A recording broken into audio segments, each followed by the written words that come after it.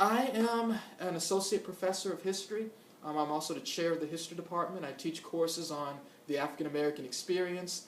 I teach a course on the Civil War, and I'm also the co-director of African American Studies program, which is a minor program. But chair of the history department basically consumes all of my time these days. It's a lot of work, but it's a great experience to be the chair.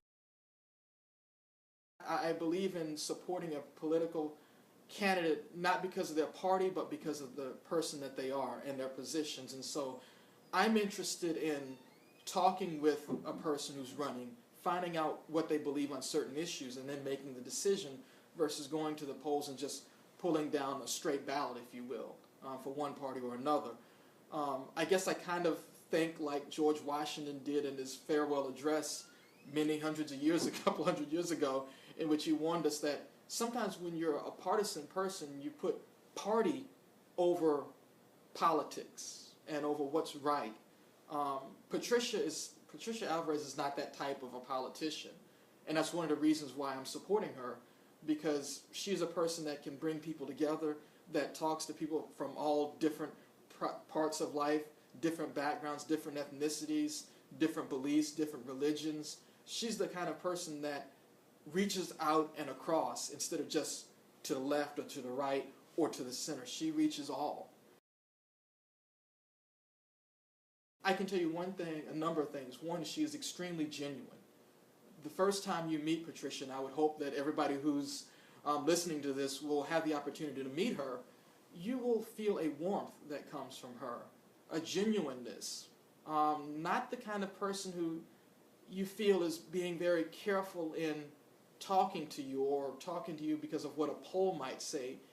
You feel that she's talking to you as an individual, as a man or as a woman, as a real person. I can also tell you that she is a very concerned person for people who have been abused, for people who have had difficulties with the political system, for people who have been forgotten, left behind, different ethnic groups, different people who have, in some senses, not received all of the benefits that many people in our society get, for people who have not received justice.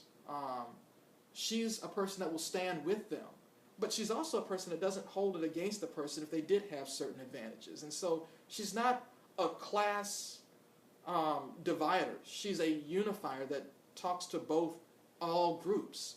If you talk to her, you'll also recognize that she is a funny person. She's very engaging. But if there's one word that I can say about Patricia, it's that she's real. When she says something, she feels it, and she thinks about what she's saying before she says it.